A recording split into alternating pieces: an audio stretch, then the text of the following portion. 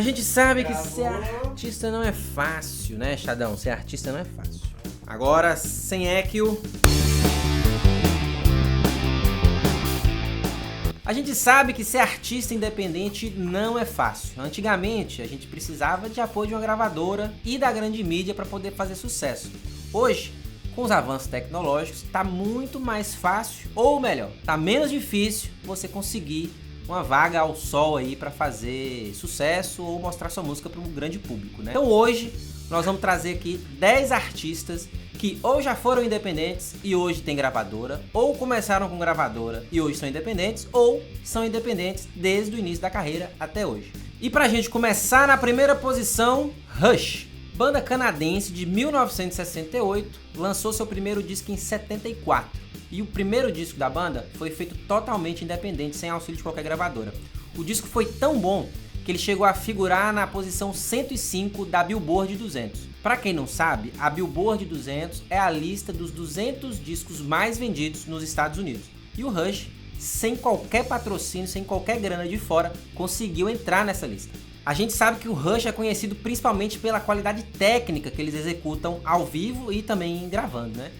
E é uma banda que serviu de referência para diversas bandas como Smash Pumpkins e Symphony X, Dream Theater, por exemplo. Em 2018, o Rush comunicou que a banda ia parar de tocar, né? Que eles iam encerrar as atividades.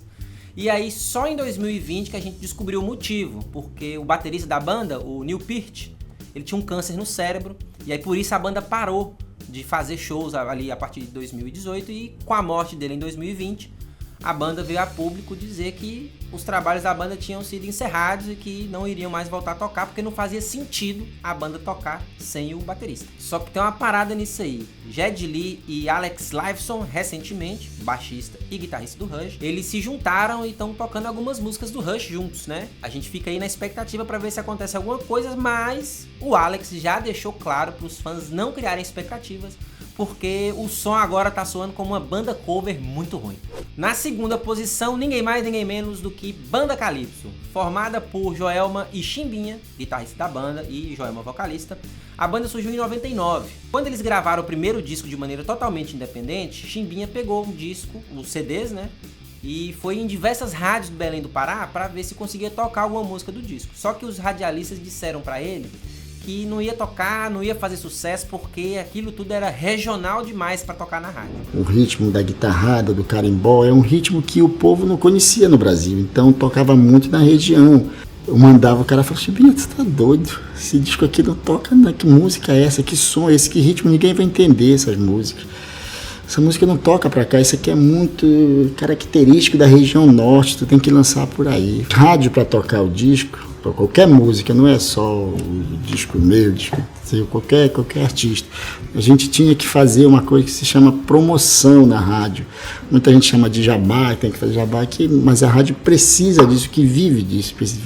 Tinha que fazer uma promoção e eu não tinha condições de comprar fogão, camisa, geladeira para dar os brindes na rádio, para fazer a promoção. E o cara falou para mim, Chimbinha, porra, não tem como tocar uma mochila cheia de CD, sair numa rua em Belém, que é a Lombas, sair andando, e lá tem uma coisa que se chama rádio cipó, umas rádios que tem uma caixa de som, fica tocando as músicas na rádio, no poste. Aí eu ouvi um disco que eu tinha feito, um disco do Lima Neto, tocou todo o disco dele, eu andando naquela rua. Quando eu cheguei lá, o menino que estava na recepção me recebeu muito bem, me ofereceu um café. Aí eu peguei um CD e dei para ela, nosso primeiro disco. Peguei e dei para ela. Até se assustou, falei, isso é para você. Quero falar com o diretor. Ele disse, não tem diretor, só tá o locutor aí que põe o disco e que faz a propaganda. Ele foi lá com o locutor, entreguei o disco e pedi para ele tocar a minha música. Ele falou, agora. Começou a tocar. Aí eu fui embora. Fui andando, andei, tocou todinho o nosso disco. Fiquei assim feliz demais. Falei, veio a ideia, falei, meu Deus do céu, que coisa boa. Veio uma ideia tão boa para mim. No outro dia, de manhã cedo, eu fui pro comércio, em Belém. E no comércio tem muitas essas caixas. Aí eu comecei a dar em todas as propagandas de Belém. esse nosso disco. E dava no comércio, as pessoas tocavam nas lojas. Falava, promoção, toquei, e a música nossa tocando naquelas caixinhas do comércio, povo lá. Rapaz, isso aí virou um grande sucesso, mas começou a tocar a cidade todinha. Passou assim, menos de um mês, esse pessoal da rádio começaram a me ligar. Chimbinha, traz teu disco, a tua música é a mais pedida aqui da rádio, nós não temos o teu disco. Fui lá e levei o disco para eles, começou a tocar, daí eu fiz isso. Em Recife, em Manaus, em Fortaleza, em todo canto, todo o Brasil, São Paulo, ainda andava naquela região ali do comércio de São Paulo, dando CD nas lojas. Aí dei CD, virou uma febre o Cavalo Manco. Mas uma febre que você nem imagina. Eu comecei a fazer show no Brasil todo no primeiro disco. E aí fui contratado pela Sony Music. Isso foi o primeiro disco da banda Calypso. Primeiro disco da banda Calypso. Aí nós fomos contratados pela Sony Music, primeiro disco. Aí fechei o primeiro e o segundo pela Sony. O primeiro disco da banda Calypso, que chama Calypso, vendeu mais de 1 milhão de cópias, o resto é história. Lineker e os Caramelos começaram com o EP Cru, de 2015. O EP fez tanto sucesso que eles conseguiram financiamento coletivo e em 2016 lançaram o disco Remonta. O disco fez tanto sucesso, foi tão bem aceito pela crítica que repercutiu internacionalmente. A banda se desfez em 2020 e em 2021 Lineker começa sua carreira solo e lança o disco Índigo Borboleta Azul, com participações de Tássia Reis e Milton Nascimento.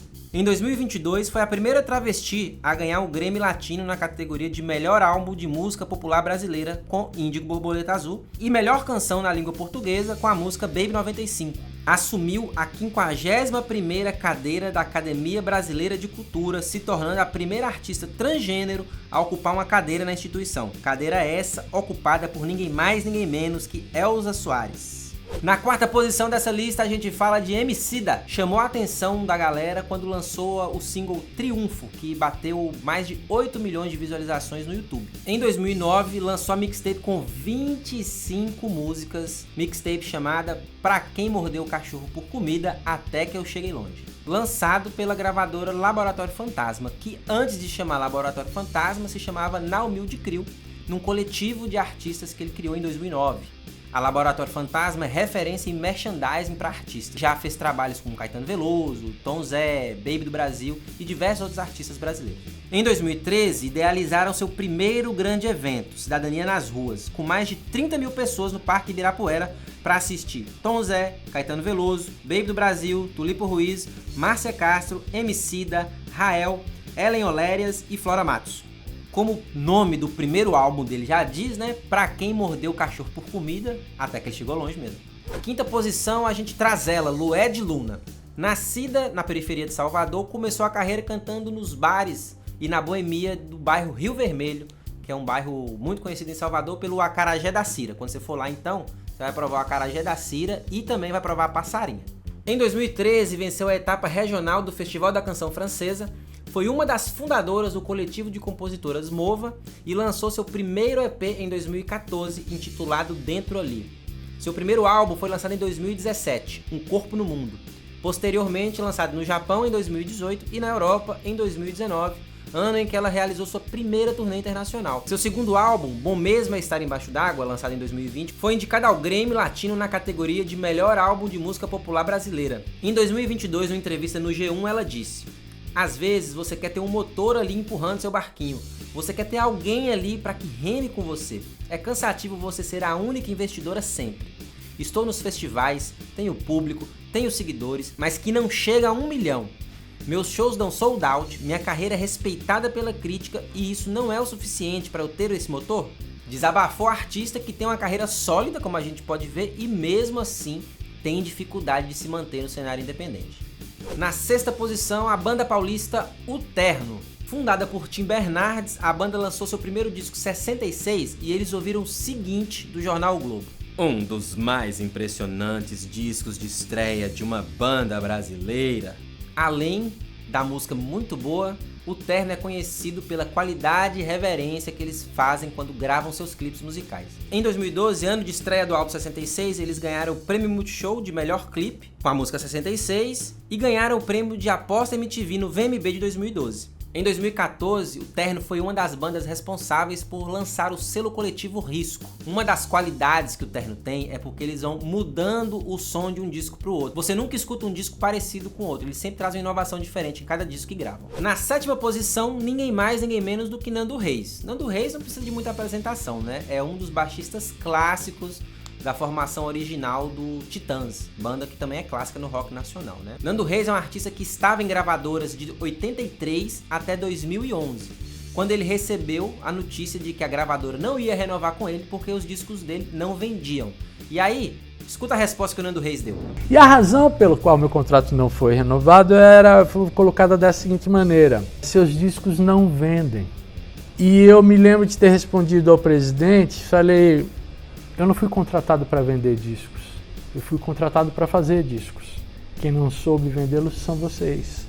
Obviamente eles estavam apoiados em números que justificavam até aquele argumento, mas não da forma como foi colocado, o que me deixou muito chocado até.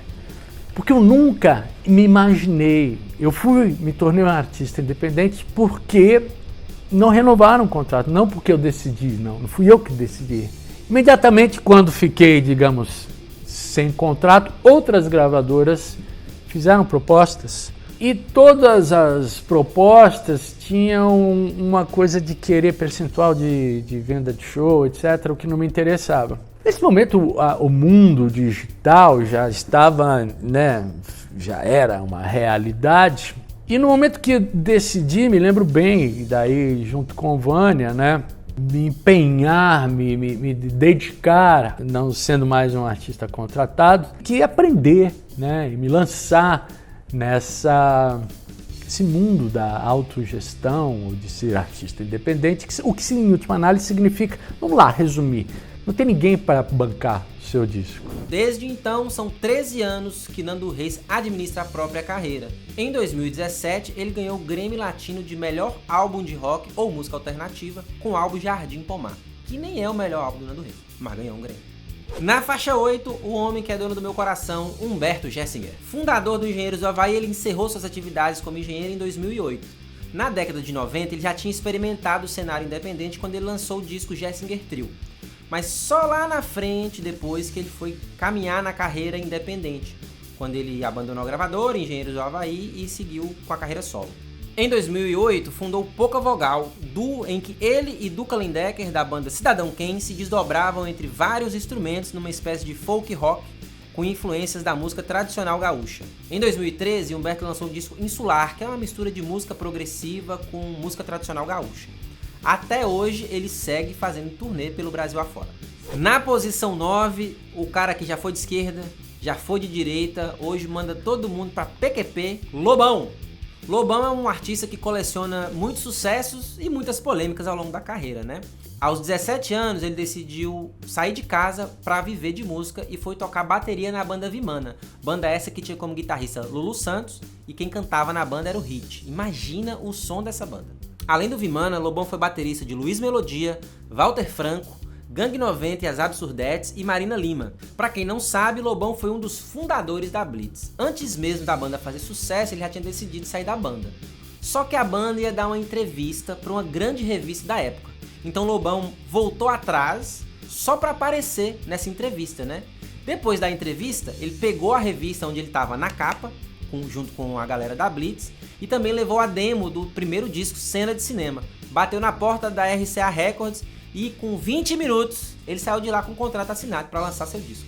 Após 9 discos lançados e colecionando muitas polêmicas ao longo do tempo, ele rompeu com a Universal em 98 e em 99 lançou A Vida é Doce, disco que foi distribuído de maneira independente e inédita em bancas de jornais, na internet e em lojas de departamento. Em 2003, lançou a revista Outra Coisa, onde lançou bandas e músicos independentes como Cachorro Grande, Benegão, Mombojó e Arnaldo Batista. Em 2007, Lobão lançou o Acústico MTV, um descasso maravilhoso que foi premiado com um Grammy Latino. Além da música, o Lobão também figurou em canais de TV como MTV, Play TV e na Bandeirantes apresentando o CQC. Você lembra do Lobão no CQC? Atualmente, o Lobão segue fazendo turnê dentro e fora do país com o show 50 anos de Vida Bandida. E agora, senhoras e senhores, rufem os tambores, porque na 10ª posição tem um dos grandes artistas independentes desse Brasilzão, que é quem? Eu! Esse canal aqui, que a gente fala de música independente, é só uma desculpa esfarrapada para eu poder trazer para vocês logo mais as minhas músicas independentes. Tá? Então em breve vai ter composição desse aqui que vos fala para vocês curtirem aqui no canal, tá certo? Gostou da lista? Acha que faltou alguém aqui? Então deixa aqui nos comentários que a gente quer saber a opinião de vocês, tá certo? Tá na expectativa de escutar minha música? Deixa aqui nos comentários também. E não esquece de curtir esse episódio e compartilhar pra gente poder levar a palavra da música independente para mais pessoas, tá certo? Eu espero vocês no próximo Sintoniza. Um abraço!